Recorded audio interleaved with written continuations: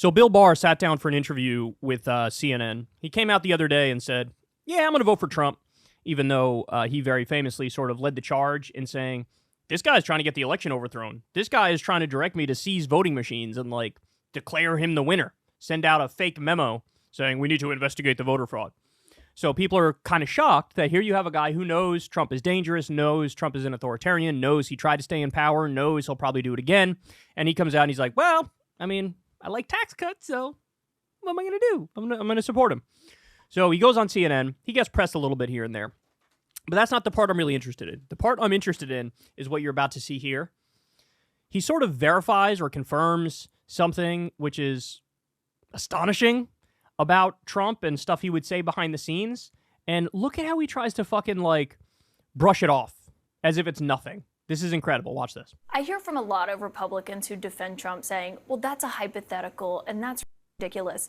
But Alyssa Farah-Griffin, who was Trump's communications director, posted yesterday and said that you were present at a moment when Trump suggested executing the person who leaked information that he went to the White House bunker when those George Floyd protests were happening outside the White House. Do you remember that? I remember him being very mad about that. I actually don't remember him saying executing, but I wouldn't dispute it. I mean, it doesn't sound. The president would lose his temper and say things like that. I doubt he would have actually carried it out. But he would say that on other occasions. You said the president. The president had I think people sometimes took him too literally, and he would say things like similar to that in occasions to blow off steam. But I wouldn't take him literally every time he did it. Why not? Because at the end of the day, it wouldn't be carried out, and you could talk sense. But just because it's not carried out and you could talk sense into him, doesn't that still mean that the threat is there? So first of all, I guarantee you the other presidents have never been like, yeah, we should fucking execute this whistleblower. I guarantee you, with the exception of Hillary, but she was never president because she said that about Julian Assange. And by the way, Mike Pompeo was in Trump's administration. He was the CIA director, and he wanted to assassinate Assange as well. Okay, so that's the first point. The second point is, when Trump was president the first time, he might become one a second time, but when he was in there, he was surrounded by a bunch of people who are more reasonable, who respect to one extent or another the guardrails of the system more. People like Bill Barr, people like Mick Mulvaney, right? And they would always reel him in. The generals had to intervene to get him to not invoke the Insurrection Act to crack skulls of protesters. So you had something baked into the system that really would, like, sort of reel him in at the last minute. Now, by the way, every now and then there'd be a rare instance where Trump was actually right and the system was wrong. For example, when Trump famously was like, we're getting out of Afghanistan. He did his whole tweet thread about it, and then the generals visited him and were like, sir, that's not happening. And then it didn't happen. Right? That was an instance where I wish his word won out and he stuck to his guns, right? But in most instances, he would try to take it way too far and he would get reeled back in. And what Bill Barr is saying here is, yeah, he says those things, but he never did it. So, like, is it really that big of a deal? Well, here's the problem, Bill.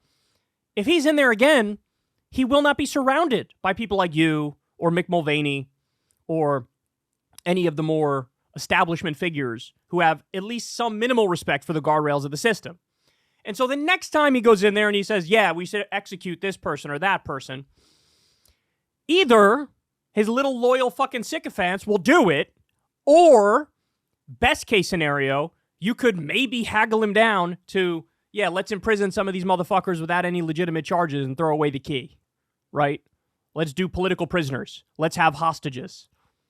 Let's use the force of the state to try to drive our agenda through and get our agenda home and remove any opposition to it. So he's verifying that Trump used to say, so, yeah, we should kill that motherfucker, right? Which is insane that a president says that and does that. But now he's like, yeah, I want him in there again.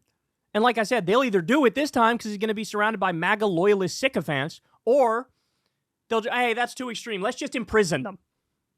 Jesus Christ, man. And by the way, you can thank other responsible members of the system for getting us to this point too, because they would skirt the rules every now and then as well. Everybody remembers when Obama did a drone strike on an American citizen? No trial, no due process, just murdered an American citizen. Okay, well now you opened the door for that to be a thing. And Trump's going to take it a little further. And he's going to go a little further than that. And next thing you know, yeah, we're looking at an authoritarian nightmare if he were to get in there again. And so for him to be so nonchalant about this, oh yeah, the president was blowing off steam. Well, what happens when everybody around him takes him seriously?